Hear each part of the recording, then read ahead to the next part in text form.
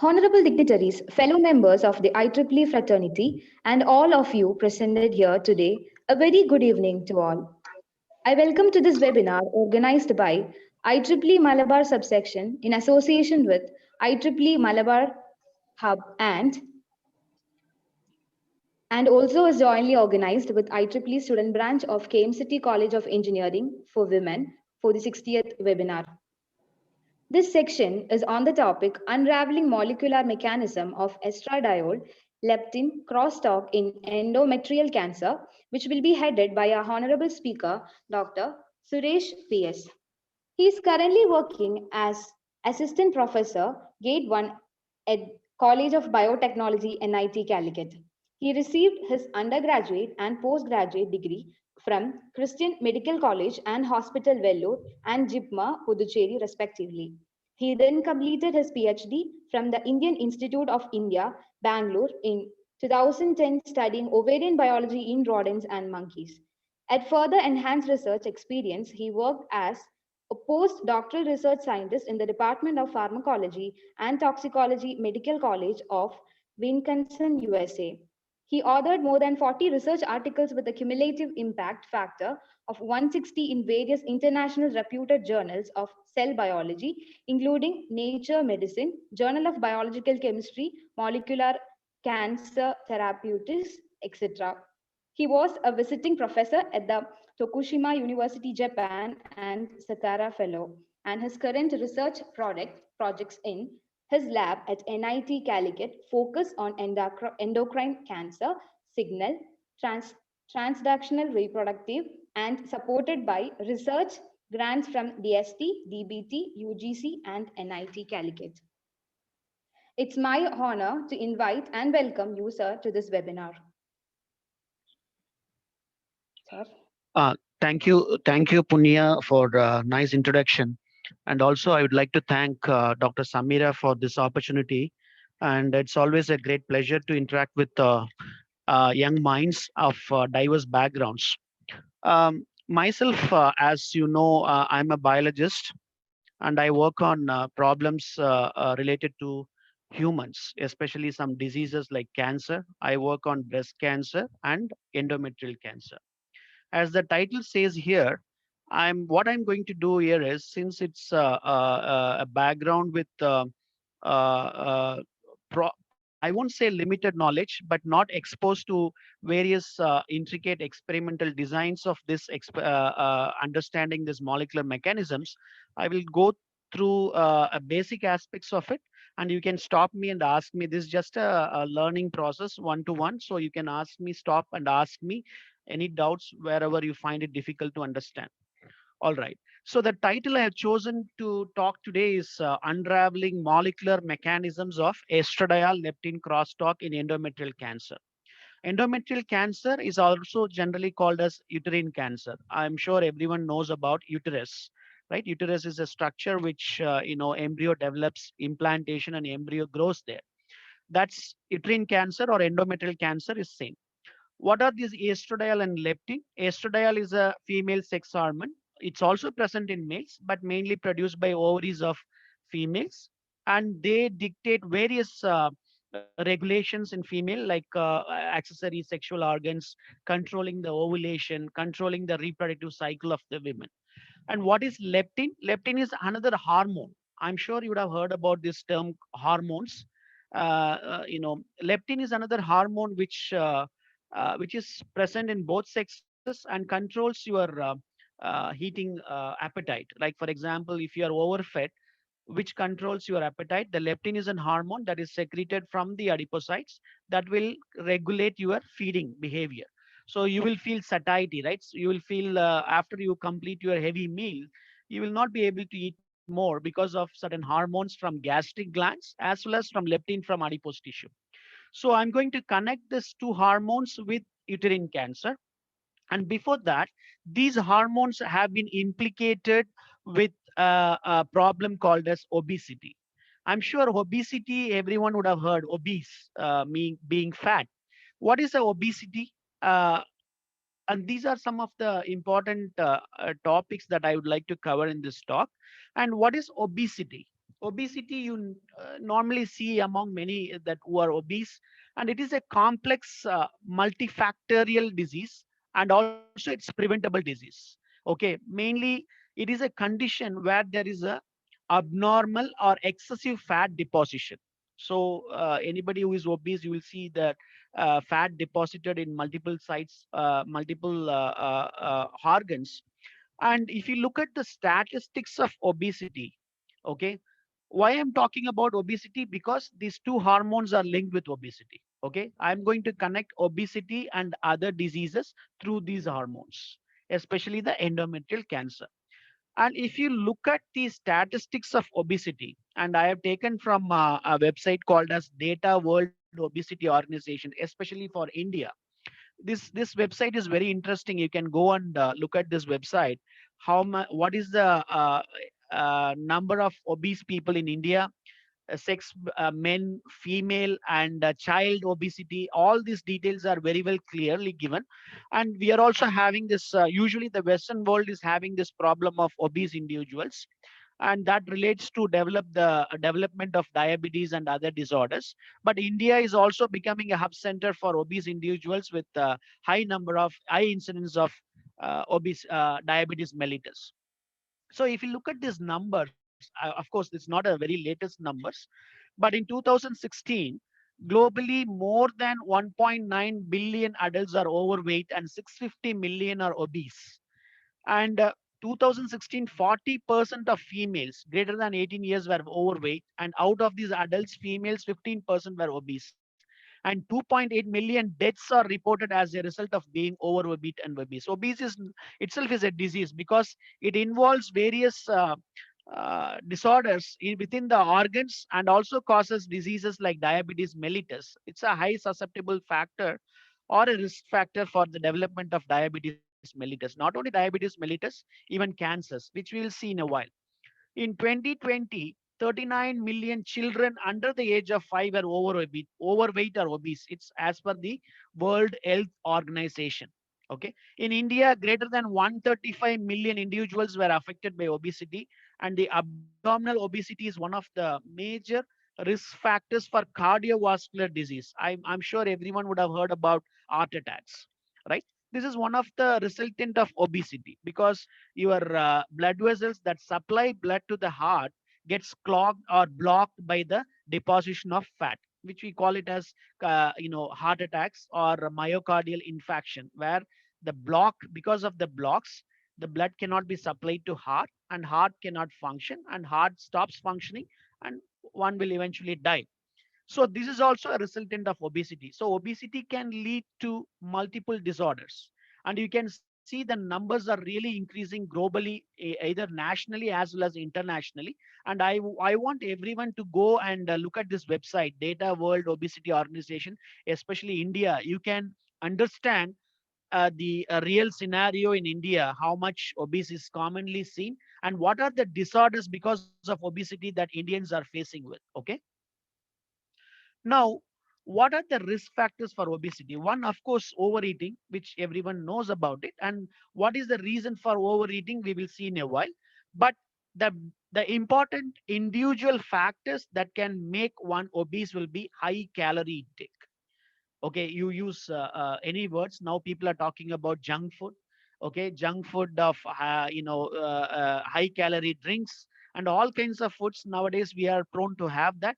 And less physical activity. Now online mode of learning has made so much difficult because we don't move.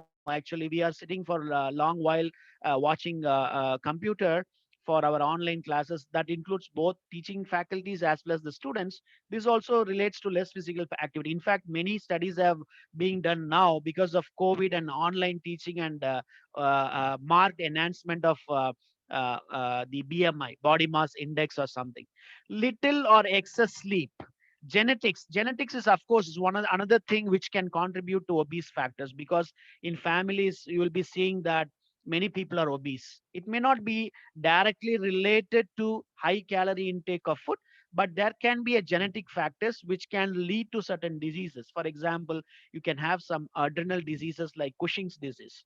These are related to genetics, where there is a problem in certain genes which can cause this problem, which can lead to either overeating or it can lead to obese factors. Psychological conditions, depression and stress. How depression and stress can cause obesity when somebody is affected? Because depression and stress has been related sometimes with hyperphagia. Hyperphagia means overeating. Sometimes if somebody is stressed or depressed, he tends to overeat. This is associated factor, and that can lead to obesity. Specific drugs, if somebody takes steroids, steroid treatments are given for various things. In fact, even for COVID treatment, steroids are being given. And one of the side effects of overuse or long-term use of steroids is being obese. In fact, if you see certain contraceptives or long-term use of contraceptives or long-term use of hormonal treatments for certain women to have when they go for fertility treatments, infertility treatments, this is one of the side effects when they take large amount of steroids. Steroids are nothing but which are given for various like even hormone treatments. Hormones are steroids, like estradiol hormone is a steroid. So they are given in a long term, they can cause obese. And socio-economic factors, low education without awareness of overeating. So somebody takes overeating without conscious on what they are eating, like high calorie drinks and high calorie food. And poverty is one. Environmental factors is another factors, because that's associated with geographic areas where there is an accessibility of food. What is that? For example, Western world is always having a high number of obese individuals because uh, of their food activity, what food they eat. Because they, if you look at the food style of Westerners, they used to have large amount of cholesterol-based diets, because they used to have large amount of cheese and other things like beef and all that stuff, red meats. These are very commonly taken food by Western people. So it also depends on the food habits, which is particularly associated with the geographic areas, what kind of foods are available, like obesogens. And some geographical areas are accumulated with endocrine disrupting chemicals. This is a important thing. What you need to know is we are all having our environment is polluted, either water pollution or air pollution. Even air is polluted with certain chemicals called, we call it as endocrine disrupting chemicals, which is called as environmental estrogens, which are normally present in our air environment, which can get absorbed into your body by either by consuming, by inhalation or whatsoever, and that can contribute to obesity. And these are some of the factors. These are not the only list, but these are some of the factors that can be related to risk factors for obesity. Okay. And if somebody is obese, how do you quantify it? So for example, somebody is obese physically, and you are by visually you can appreciate that he is obese. But is there any scientific way to do it? Is there any scientific way to quantify it? Yes, there is a measure called as body mass index, which is also called as Quetelet's index, which is measured by the ratio of weight in kg by height in meter square. Okay, this will give rise to one number. And based on the number, the individual is classified as underweight, normal, overweight, obese, and extremely obese. So if the number is less than 18.5, he is in the underweight category. If he is between 18.5 to 24.9, it's normal. And 25 to 29.9, it's overweight, is just going towards the obese condition. But 30 to 34.9 is definitely obese, and greater than 35 is extremely obese. I'm sure some of the I don't know whether the malls in Kozhikode has, but some of the malls has this kind of machines which can invite you to measure your body mass index. I'm sure even in the hospitals and nowadays they measure this body mass index as one of the factor if you go for certain general checkups or medical checkups, health checkups. So this will assess one individual is obese or not, and based on that, the advice, suggestions, nutritional advices, and dietary supplementations or the treatment can be decided by the clinician. One important thing you need to know here is this one will not be applicable to the children, young children, because that this is only for adults or older age, 20 years or older, because only that can be calculated with height and the weight, because height is kept height will be keep increasing for children. So we can't apply this formula for children, but it's generally applied for 20 years or older.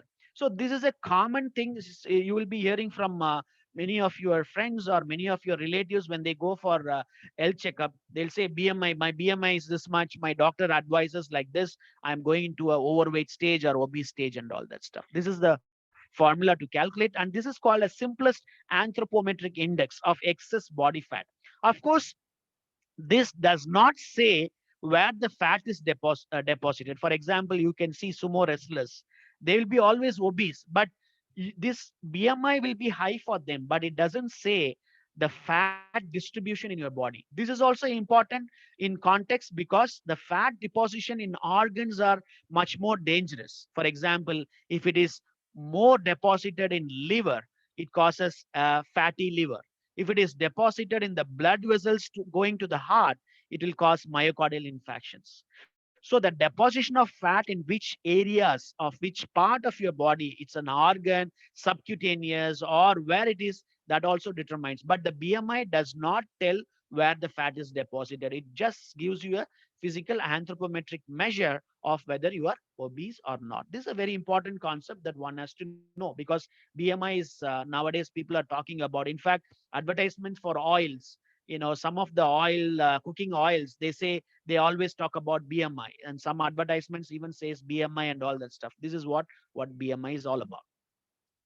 Now, why one has to be concerned about obesity? Why I should worry about obesity? Because nowadays some of the ideas about children, especially for children or babies, when they look obese, it means that it is well fed, and people usually say that it's nicely feeding and nicely fed and well fed and chubby babies and all that stuff.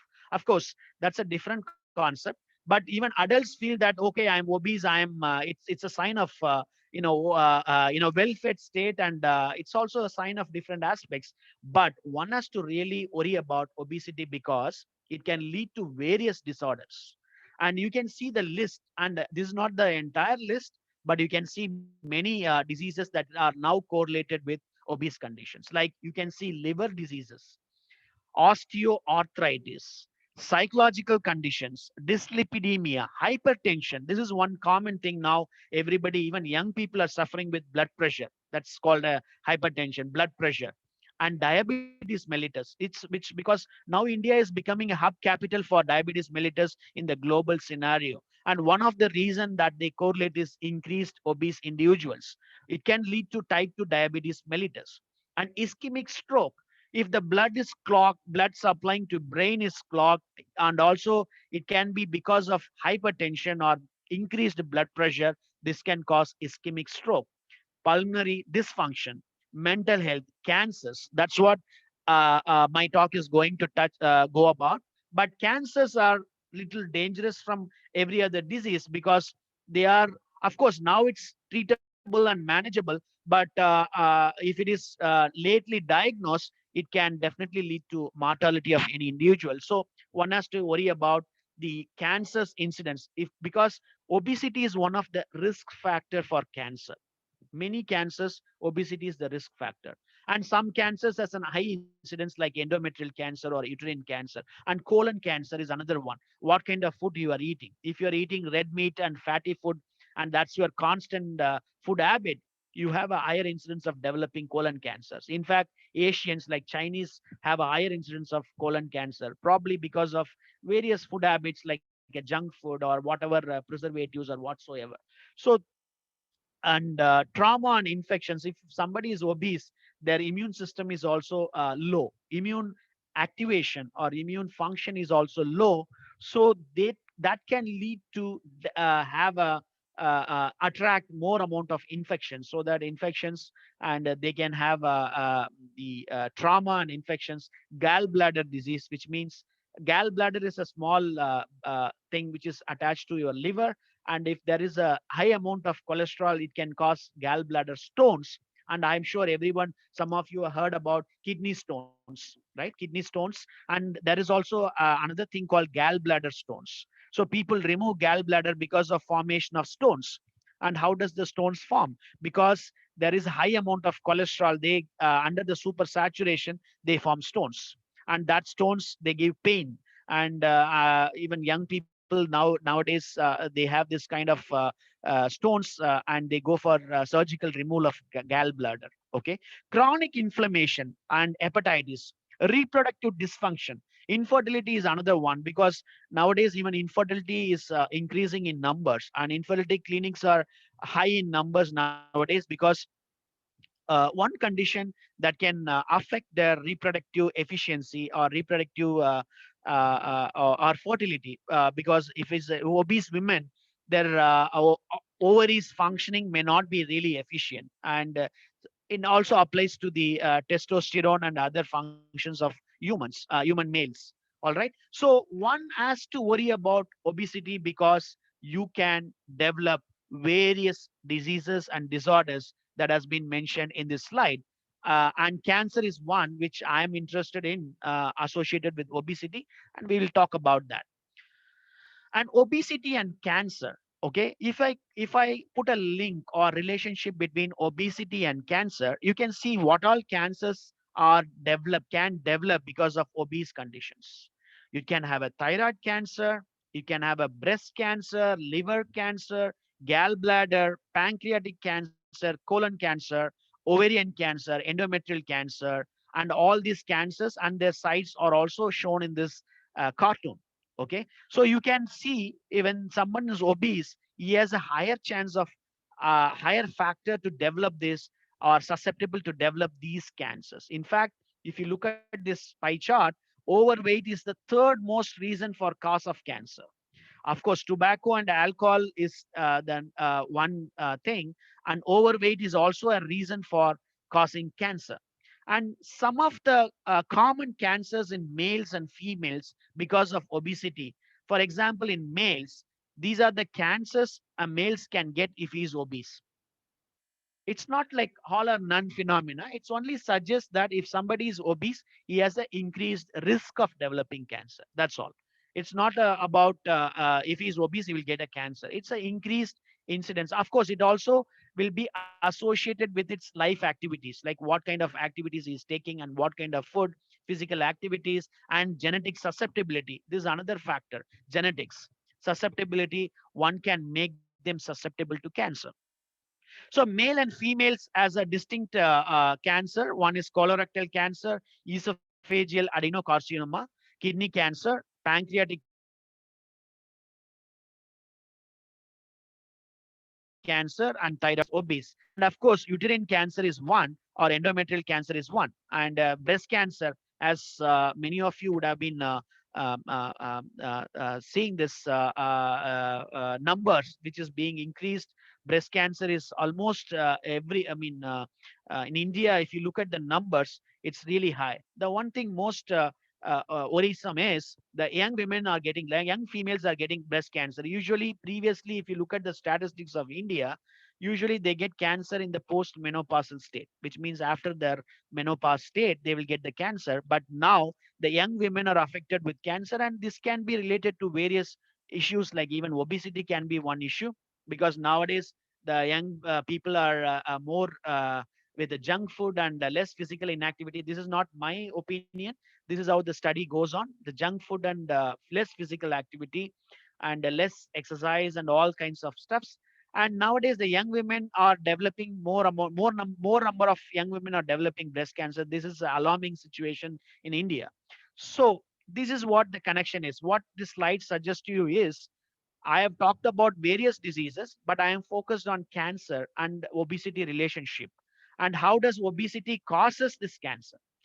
You have to ask, if somebody is obese, how it can cause cancer to various tissues. That's very important to understand. Obesity means, what is obesity? You are fat. What do you mean by fat? There is more amount of adipocytes. Adipocytes are nothing but fat cells. You can see fat cells being on the skin, on the tissue, on subcutaneous, on the organs. And these adipocytes are specialized cells which can store fat. And these fat cells, they are not inert. They will be producing certain stuffs, certain substances, like they produce leptin, they produce insulin, they produce insulin like growth factors, they produce estrogen. These are some of the biomolecules which are present in your body normally, which functions for various, like insulin is important for control of blood sugar, leptin is important for control of feeding behavior. If somebody feels filled stomach, the leptin is high in, and then they will control your appetite. They will attack, they will act on your brain so that your brain says, I cannot eat more. That's a satiety hormone. Now, when there is a adipocyte increased in number, they secrete large amount of these molecules. And these molecules, although they have normal physiological function, but they can also alter the physiological functions of various cells. They can alter certain signatures of the cells, and that can lead to cancer. Like, for example, increased leptin can alter certain pathways. What are pathways? You can imagine a cell as a mini factory. Okay, if I take any human cell, at any given point of time, if you observe any cell within yourself, it is undergoing various changes at any point. Some protein will be binding to another protein, some hormones will be binding to the receptors, and some gene will be transcribed. So a cell is continuously functioning with various interactions and various protein-protein interactions, RNA synthesis, hormonal interactions, and cell-cell interactions. So your cell is completely functional. And one of the way the cell is functional is through by pathways. What are pathways? It's like a circuits. You can understand like a circuits. One molecule will act on the other molecule to activate it. So let's say A, B, C, D, E. A will act on B to activate B. B will activate, once B is activated, it will activate C. It's like a schematic pathway. That's a way, simplified way you can understand. Within a cell, there are various pathways, and they are named based on the molecules they interact. Like STAT3, MAP kinase pathway means these two molecules are involved. PI3 kinase or ERK kinase, these two molecules are involved in this pathway. So to tell shortly the story, these molecules which are produced by your adipocytes in excess amounts. So if I take a blood sample of a normal lean individual and a obese individuals, the obese individual in the blood will show high amount of these molecules. And these molecules, anything excess is a problem. And these excess molecules do not keep quiet. They go and activate various pathways in various cells. And let's say leptin can activate this STAT3 and MAP kinase pathway. They can attack, they can attack, they can act on this uterine tissue or breast tissues, and they can cause cancer. Increased insulin and increased IGF-1 can activate this pathway. So this activated pathway can cause this cancer, colon cancer, kidney cancer, prostate, and uterine cancer. And IGFs can activate through this pathway. They can cause breast cancer and ovarian cancer. These are the cancer related pathways when someone is obese, where the adipocytes secretes large amount of these molecules. Along with that, it can also cause various other diseases like gallstones. We have seen that because of cholesterol supersaturation. And also it can cause ROS and oxidative stress. What do you mean by oxidative stress? Psychological stress is something related to your activities of the brain, but ROS is reactive oxygen species. Your cell will accumulate free radicals. What is free radicals? Any atom which has got an unpaired electron on the outermost orbit. You are very good. You must be good in chemistry. Free radical means there is an unpaired electron in the outermost orbital of an atom. Okay, that's a free radical. Accumulation of high amount of free radicals causes oxidative stress within the cells, and that oxidative stress can cause cancer. For example, you will be using many skin creams, right? You for your skin creams, you just go and observe the skin creams composition, and one of the definite ingredient will be an antioxidant. Okay, what is antioxidant? Antioxidants will neutralize these free radicals. So the free radicals have been related to various diseases. For example, oxidative disease, oxidative stress has been related to various disorders, including the cancers. Your aging is also related with oxidative stress. If somebody can quench or neutralize the free radicals, your skin will also be glowing. Like for example, you can see antioxidants in your skin creams, antioxidants in some of your supplementations. So for example, somebody takes supplements for nutritional status. For example, infertility clinics, usually doctors prescribe certain drugs to the infertile couples, and one of the prescribed drug is natural antioxidants.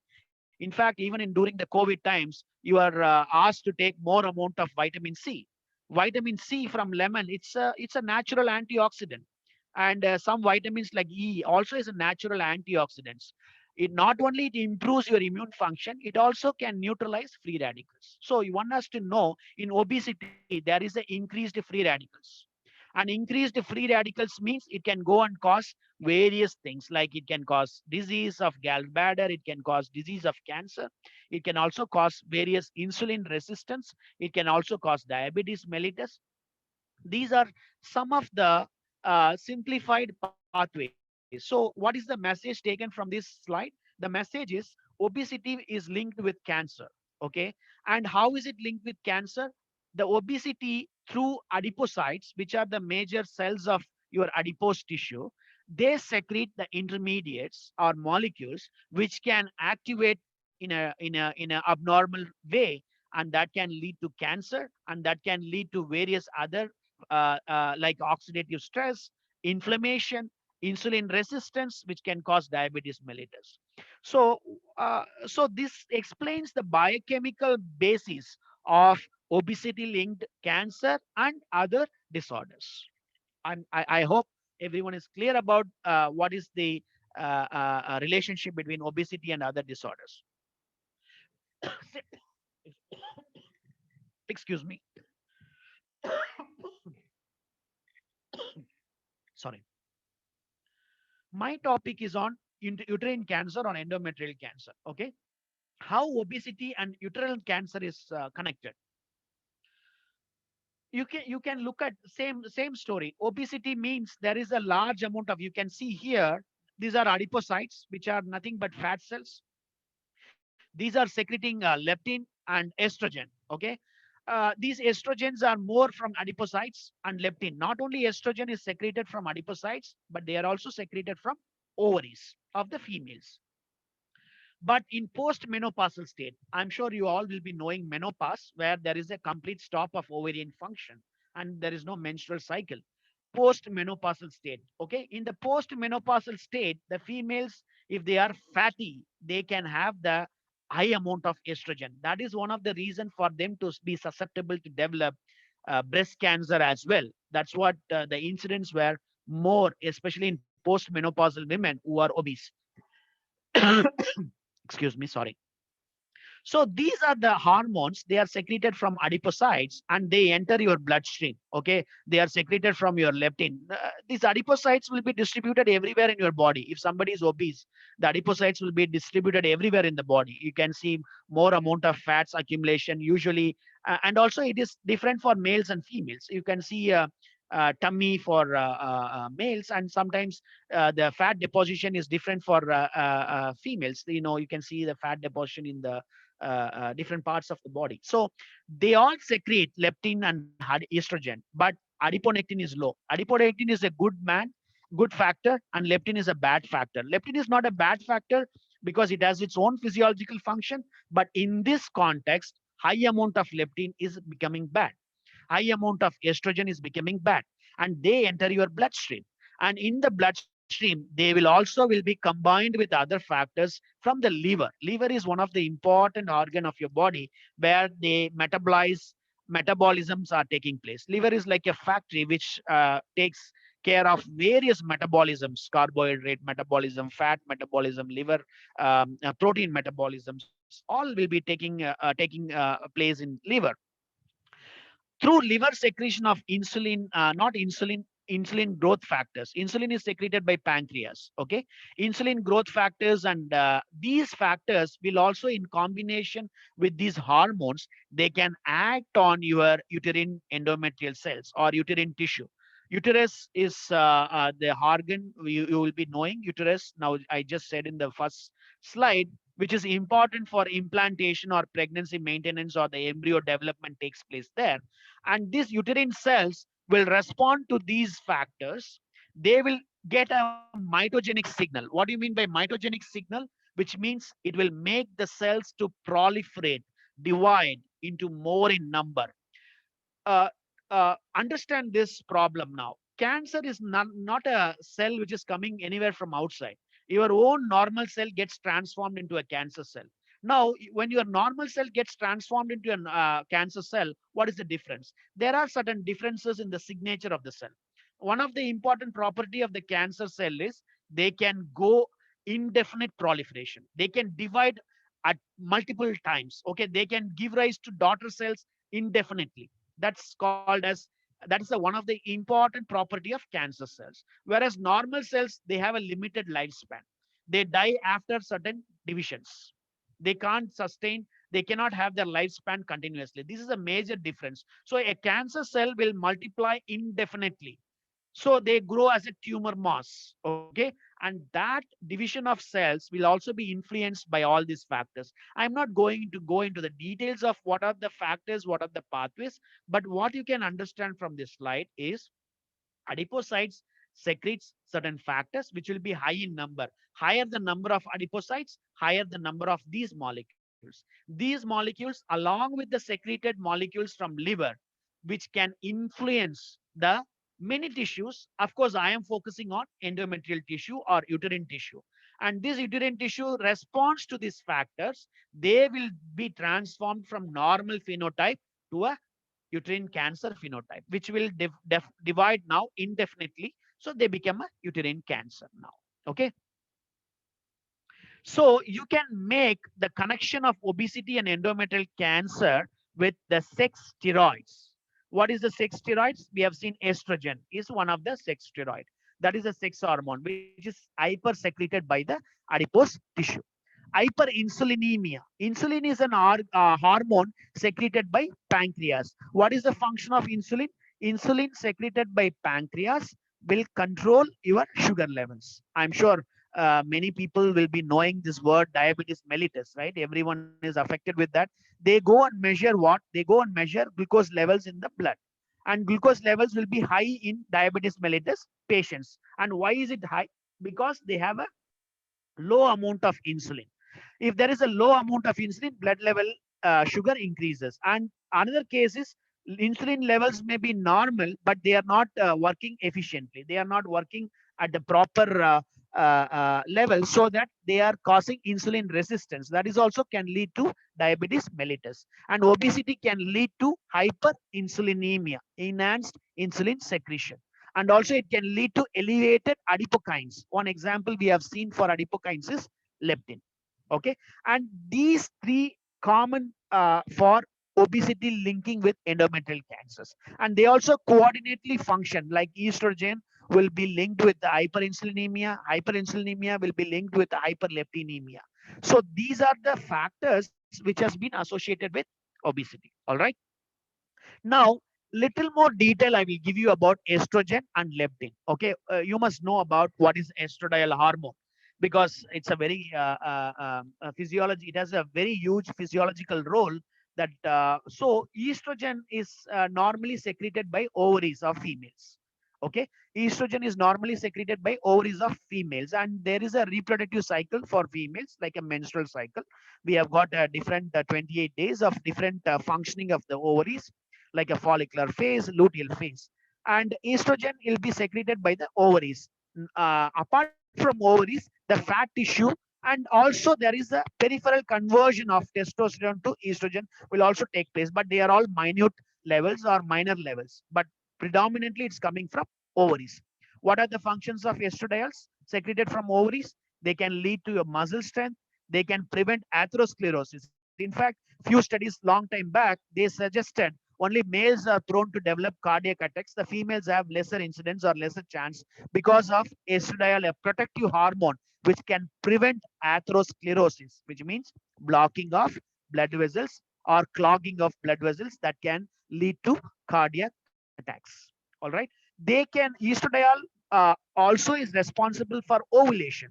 So that will determine the fertility of female. Like for example, females, they have a reproductive cycles. After that, there is an embryo formation, and that embryo formation, and then the baby development takes place, fetus development takes place in the uterus. And all these are controlled by estrogen. Okay. And they also control bone mass. Okay. Sometimes in your family, you would have seen when women who have post-menopausal, they will have osteoporosis, which means they have a bone strength low and there is a high amount of fractures, right? So when there is a when women is in post-menopausal state, estradiol levels are low. If she is not obese, and if estradiol levels are low, it cannot build the bones. The bone become weak, and that will develop into a disease called osteoporosis. The bone become weak, and they will be undergoing fracture very easily. And that is very commonly seen in the women. That's why people will be supplemented with calcium, vitamin D, and also sometimes estradiol. And they can increase the cholesterol in bile. By increasing the cholesterol in bile, they will be excreted in the gallbladder juice so that they can be excreted in your intestines like feces, like urobilinogen and all that stuff. So they also will be involved in the secondary sexual like breast development, and also they will also control certain brain developments. These are some of the basic functions of estradiol, and these are normal physiological functions of estradiol. But the same estradiol will become wrong partner to all the cells when it is in excess in an inappropriate conditions. Like breast cancer is one, estradiol is one, and they are associated with breast cancers, ovarian cancers, colorectal cancers, and lung cancers. All right, and these are certain correlation of high amount of estradiol in breast cancer. In fact, nowadays the breast cancer are treated with anti-estradiol therapy. So you block the estrogen production, or you block the action of estrogen. And this is a very common treatment for breast cancers, and which is also very high in number in India as well as globally. This is all about estrogen. Okay. What about leptin? For example, if somebody is in a condition before eating, okay, if somebody is in a state before eating, what is the amount of these two hormones? See, your feeding behavior is controlled by various factors, even your own stomach, right? Stomach stretching of stomach can also control your feeding behavior. There is a hormone secreted by the cells of gastrointestinal tract, and that is called as ghrelin. Okay, this is produced by stomach. And leptin is an hormone produced from adipose tissue. Adipose tissue is what? And it's a fat cell, right? But now you can ask me a question. If there is a obese, if for obese individual, you have a large amount of adipose tissue, and they will be secreting large amount of leptin. And the leptin, what is the function of leptin? The leptin should instruct your brain not to eat more, right? The leptin should instruct your brain not to eat more. But if you observe some obese individuals, they will not stop eating. They will continuously eating it. And that is not related to the leptin levels. The leptin levels may be normal, but they cannot function effectively. And that we call it as leptin resistance. So the fatty man and the fat obese individuals will have large amount of leptin, but they cannot act on the cells effectively. We call that as leptin resistance. That you should be clear, because we are talking about physiological relevance. When leptin is high, one should stop eating. Okay, when leptin is low, one should take food more, and that controls your satiety center in your brain through this pathway, which has been pointed out on right side of your slide. Now, the ratio of ghrelin and leptin will determine your feeding behavior. In hunger situation, ghrelin levels will be high, so that they will make your brain to have a feeling of hunger and make you to take food. In case of satiety, when after it is overfed state or after eating, the level of ghrelin from your stomach goes down. When it goes down, and leptin levels will be rising from your adipose tissue, because after eating food, the food will trigger your adipocytes to secrete more amount of leptins, and leptin will go to the brain and through these pathways, they will instruct your brain, don't eat more. Okay, so this is the relationship between your gut and adipose tissue in the control of your feeding or satiety behavior. All right. Now you can see in this cartoon, you can see here, you have a fat cell here. If fat cell is really muscular or lean, they will produce lower amount of leptin. But if the fat cells are obese, they will produce more amount of leptins. Okay, you can see here in this cartoon, this is a brain. Okay, if the leptin, if the leptin can, if the individual is satisfied with your food, the leptin is high in number, they can go to the brain and instruct, okay, you stop eating. If there is not satisfaction, the leptin is not allowed to interact with the brain. This is another mechanisms, we call it as anorexigenic behavior.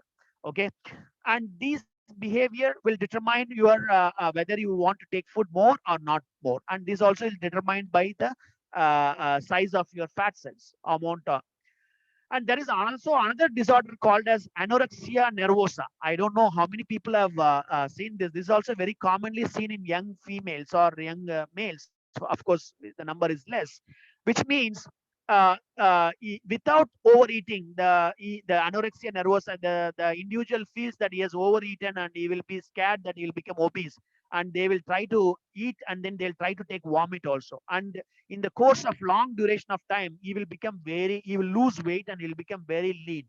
And that is another opposite disease of anorexia nervosa, where your feeding behavior is altered because of disease, and you will tend to eat and vomit out because you are cautious, you become more conscious, and that's another thing. Okay, so these are some of the physiological background about your food and the background of that. And this slide I will skip through it.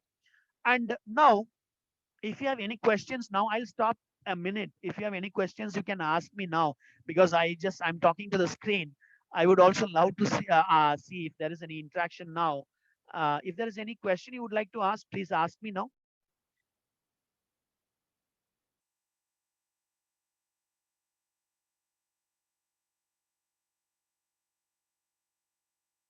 No question. Okay. Let me continue. You can message also. I think there should be an option to message. If you don't want to talk, you can message me so that I can compile those questions and address in the last of my talk. Okay, now I would like to take some experiments what we have done. Although these are some of the background where there is an increased susceptibility of endometrial uterine cancer because one is obese. How can we address this by an experiment? As we are biologists, see, most of the therapeutic drugs have come from because of the experiments what has been done by biologists.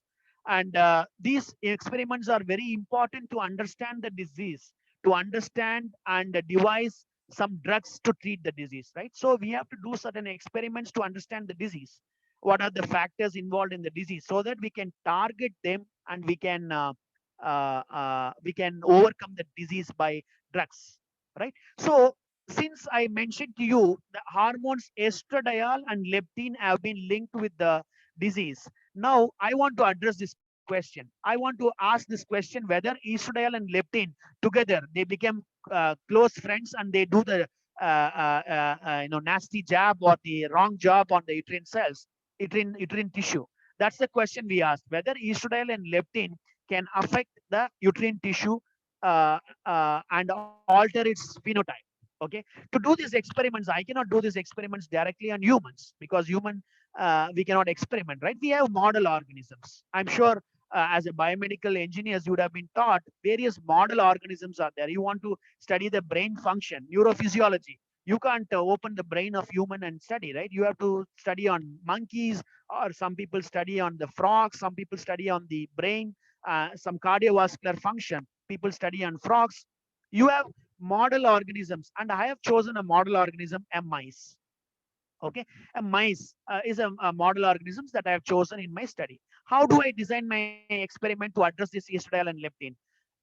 This is very important for you, because I initially hesitated to talk about the experiments and the data, but nowadays it is very important that one needs to understand how the experiments needs to be designed and also executed. and also you are also eligible to do a direct PhD after this BTech program. So you are just you should be trained enough for you to directly engage for the PhD program after your BTech. So in fact, we are doing that same thing in our institute as well.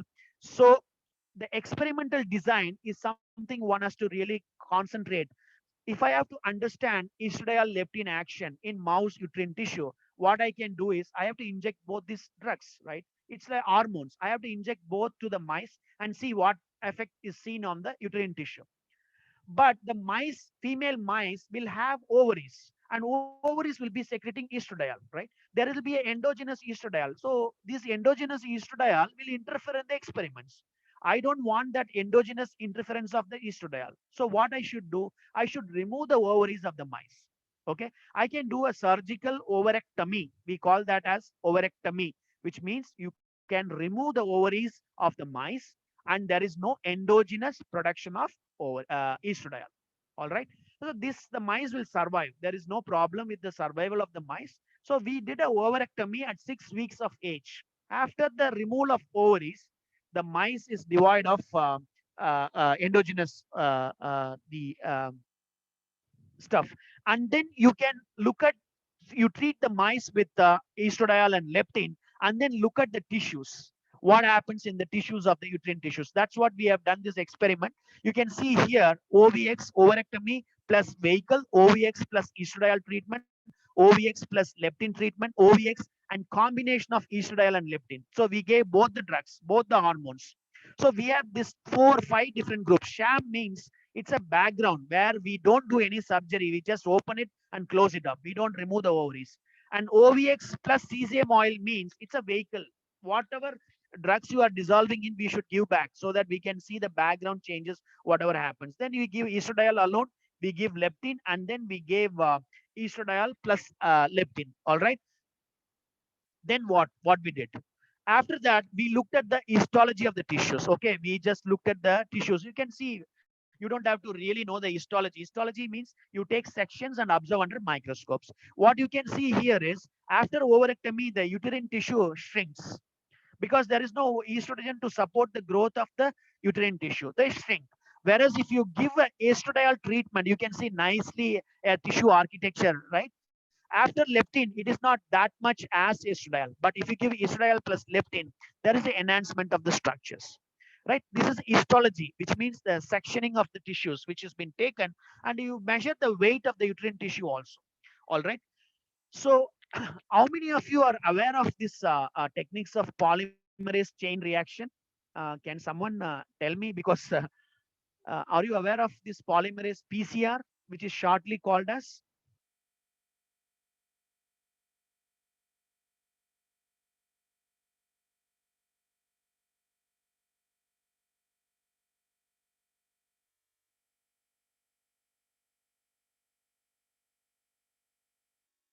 Okay, you have not heard about it. Mayuka says you have not heard about it. Anyway, I will tell this. This polymerase chain reaction is a molecular biology technique. Okay, that's the idea. I prepared the basic things of that. You must be knowing what is DNA. DNA is DNA deoxyribonucleic acid. That is your blueprint, right? In the polymerase chain reaction, what we do is first we have cells are disrupted, we isolate the nucleic acids, which is DNA, RNA, and from that RNA is ribonucleic acids, and this RNA we synthesize complementary DNA, and from that complementary DNA we undergo this PCR procedure. Okay, PCR is nothing but you are amplifying one copy of gene into a multiple copies, many copies of genes. Okay, and it's a very simple technique. You have a DNA, double stranded DNA. What we do is first we denature this DNA, it becomes two single stranded DNA now. So you are breaking these bonds. So single stranded DNA. Now you had forward primer and reverse primer. They are short stretch of nucleotides, and this short stretch of nucleotides will bind to the complementary base pairs. All right. So both primers are binding to the complementary base pairs here. And after this, you do a extension, and the extension means they will do fill the remaining nucleotides by a complementary base pairing. Okay, that's an enzyme called as Taq polymerase enzyme, which will fill up the gaps. So what we have done is we have taken a single strand of a single DNA, which has made into two copies. This is in one cycle. Okay, a DNA which has been denatured, and then you add forward primer with all these reagents. They are going to make two copies of DNA. The idea of PCR is a single. We are increasing the number of copies of genes. So we already made 1 to 2, and this is in one cycle. The next cycle will be 2 power n. So you can increase the number of copies, and finally you can visualize the DNA. All right. So that is the one we have done this, and we also have done this. This is the picture of that gel. How it looks like PCR results looks like this. This is the PCR results that look like. You are running that after amplification of the gene, you will run in a gel and observe under the gel documentation. So this may be complex to you, but what at least you know this. There is a technique called PCR, polymerase chain reaction, which will amplify your gene within the cells, okay, by its own specific reagents, and that amplified gene can be visualized and quantified, whether it is more or less. What we are seeing is whether it is more or less in the tissues after estradiol and leptin treatment. All right. And similarly, there is another technique called immunohistochemistry technique. This is a technique where we can see proteins on the tissues. So I can take the uterine tissue of the mice, and then I can prepare a section of that tissue, and then I can stain with the pro antibodies to look at the markers. Proteins will be seen. So the before technique that I mentioned was looking at the gene expression. This one will be looking at the protein expression, how much protein is present or not. Of course, gene will give rise to proteins. That is your central dogma. A DNA will give rise to RNA, RNA will give rise to a protein. That's your molecular central dogma. And that protein levels we saw by immunohistochemistry technique, where we have taken a slide, which is a section, tissue section, and then we add an antibody, corresponding antibodies, and then using all these techniques, we can look at the visualization of that proteins present in the tissues. We not only can quantify, we can also decide, we can also appreciate where the protein is present, whether it is in the nucleus or in the cytoplasm. That can be present by using this technique. This is a technique which is also commonly used. Please be aware of this immunohistochemistry technique. Immuno is naturally because we use antibodies. Histo is histology, tissue sectioning and techniques. And this is how the section looks like. You can see the sections. I'm not going into the results section, but this is how the sections looks like that. Mainly, I want to discuss these three techniques: PCR, immunohistochemistry, and another technique is Western blotting. This is another technique which we can see proteins.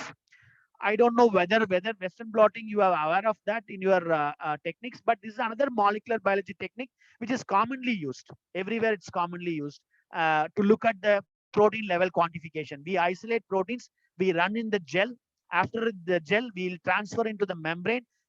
From the membrane, we will probe with antibodies, primary and secondary antibodies, and then we'll detect the level of proteins. This will be the picture that will be appearing in a Western blot after we run this gel. And we can see, definitely you can see here in this plot, this protein intensity is higher than this.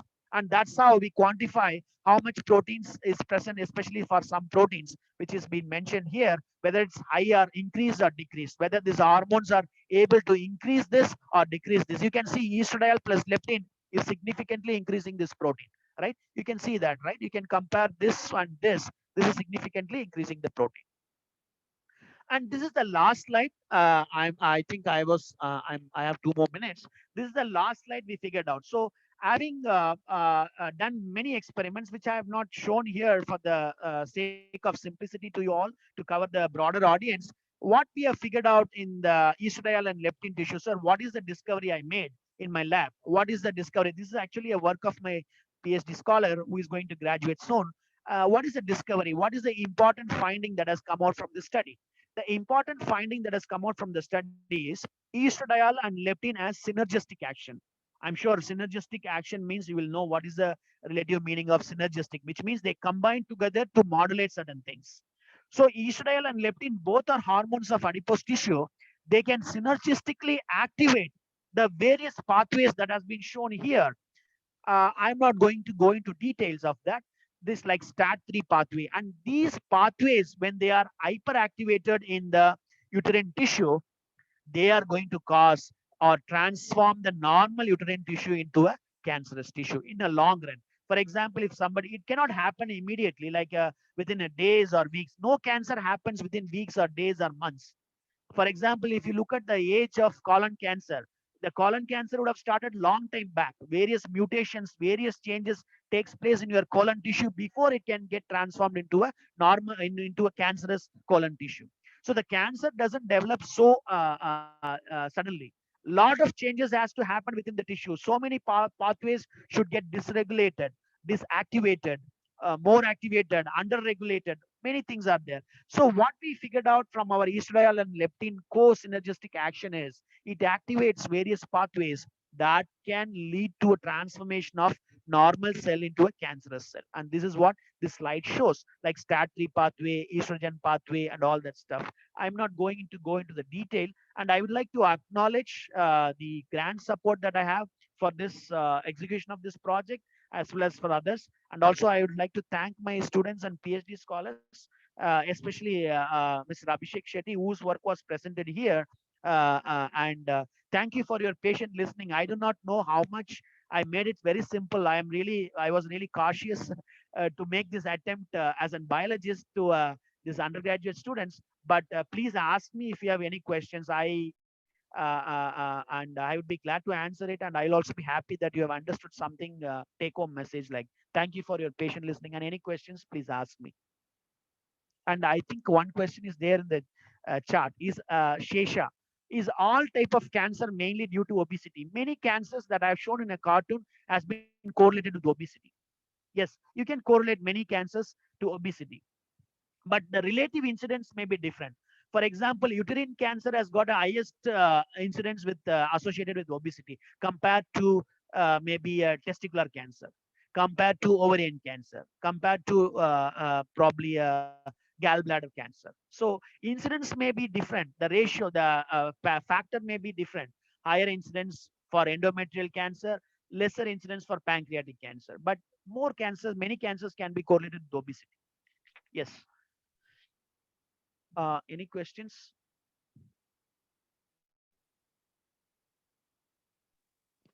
Okay, if any of the participants is having any queries, you may either turn on your mics or you can write them in the chat box.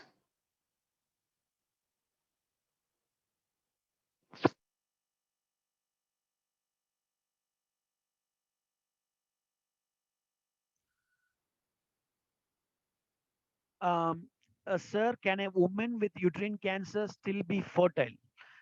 Um, you see, it also depends on the stage of the cancer. Okay, uterine cancer, you have different stages of cancer, and uh, usually the uterine cancer, people initially the implantation happens in the uterus. So if the uterine tissue is affected with cancer, you, what do you mean by cancer is nothing but a tumor burden.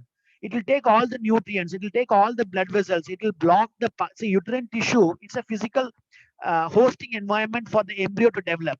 If already a tumor mass is there which is growing in size, it will not allow the implantation to occur, the embryo to come and sit and implant and develop. That is one. There is a physical disturbance to the embryo implantation. The other reason is there may be a altered blood supply, because when cancer is growing, it will take all the nutrients, local supply of blood vessels and all that stuff. So it may not promote the embryo development. Okay, and that is in the initial stages. Late stages, it cannot, because there won't be any regular menstrual cycle when somebody is affected with uterine cancer. And this menstrual cycle is been related with the ovulation. The ovary will release the oocytes or egg only when there is a regular menstrual cycle. If there is no, if uterus is not normal, there is no regular menstrual cycle. If there is no regular menstrual cycle, the ovaries will not release any eggs. If there is no eggs, there is no fertility. So these are some of the things. I hope I answered Mayuka.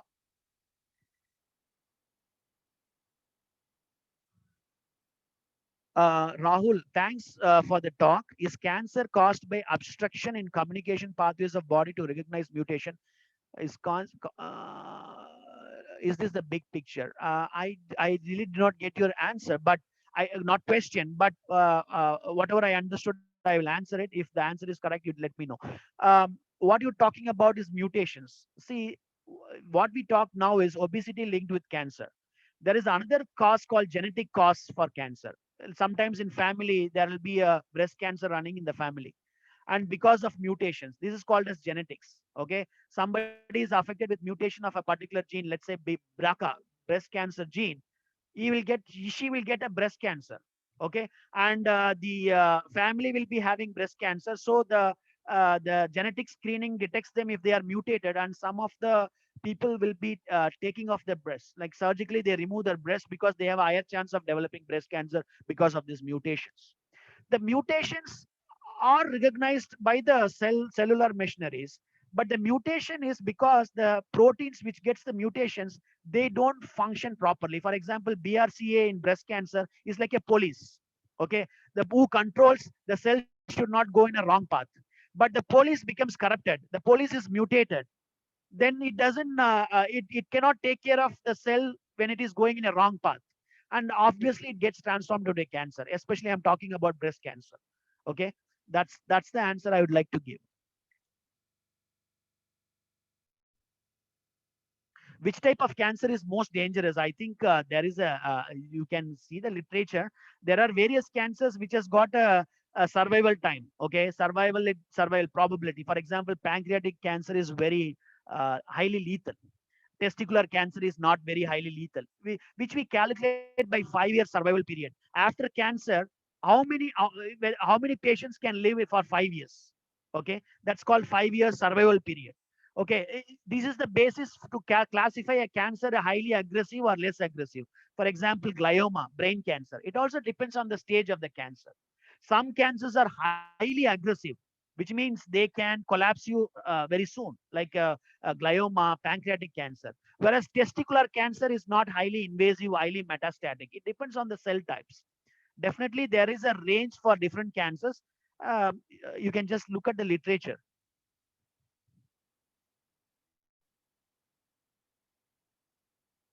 Yeah, brain cancer and tumor same. Yes, yes, Mayuka.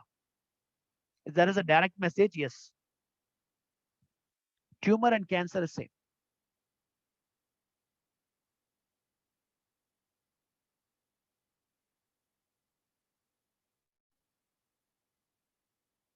Is Mayuka is from NIT Calicut?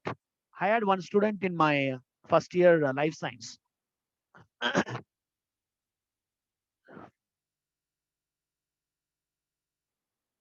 Is plant-based diet a solution for cancer? So nowadays, see, if you look at papers from everywhere, even in fact, my lab is also doing many plant-derived products are tested as anti-cancer drugs.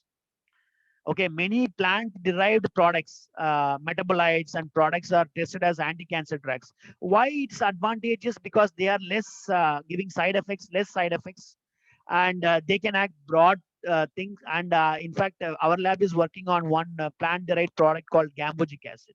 Like that, various plant-derived products are there which are experimentally tested, as well as not only that, the plants also has got an antioxidants. Like for example, antioxidants can quench the free radicals, which can free radicals can cause cancer. So if some products can neutralize free radicals, you have a lesser incidence of cancer. So that way, plant-based diet a solution. Yes, red meat is often correlated with the colon cancer. Okay, so you have various mechanisms to why plant is superior than in various ways. But I'm not going to go into the discrimination of vegetarianism and non-vegetarianism. But still, plant-based diet is good. Red meat is has been consumption of high amount of red meat has been correlated with colon cancer. And not only that, we also experimentally test various plant metabolites as an anti-cancer drugs. Okay.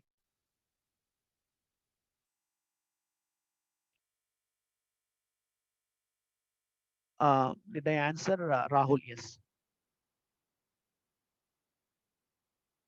The take-home message will be that please, the obesity is one major concern. Please be aware about the obesity and their major impact on your health. The second is the how to overcome the obesity. That one has to plan yourself. So you can have your own plan, BMI, and how I can. There are a lot of apps available now which can monitor your BMI and then they can take. Okay. I do not know. I think am I exceeding the time for others because there are a lot of interactions. Probably. Okay, Mayuka. Sir, I saw a video that milk has many growth hormones and it can cause cancer. Yeah, sometimes yes. The milk. See, there is also an hormonal supplementation given to increase the milk yield, and that will be secreted in the milk, which can also as a cause for a cancer. So growth factors like insulin growth factors, but there is not that much clear correlation like milk consumption will increase cancer. Of course, few studies are there, but it's not so really a tight relationship. But you can definitely understand hormonal supplementation to the buff cattles to increase the milk yield, and that hormones will be put it in the milk, and that you consume, which is not biodegraded in your stomach or it gets into absorbed into your system, then it can have a major impact as well. That's one of the major concern one has to worry about consuming milk if it is uh, contaminated with hormonal supplementations, which has been given to cattle. Um, I hope I have answered many of your questions, and take-home message is clear. And if no more questions, I would leave it to the organizers to conclude. Okay. Thank you, sir. Before moving to the conclusion, there is a Google form shared in the chat box. I request all the participants to fill up. I repeat, there is a Google form shared in the chat box. I request all the participants to fill them up. Thank you so much, sir, for giving us the powerful words. It was extremely filled with new knowledge. I sincerely take this opportunity to thank you for being there with us by sharing us a lot of informations. Once again, I thank everyone and our honorable guest on behalf of IEEE Malabar subsection and also IEEE branch of KMCT College of Engineering for Women. And I hope this has spread you with new informations. With this, we had come to an end of this webinar. Thank you. Thank you, sir. Thank you. Okay, I will end it. Yeah.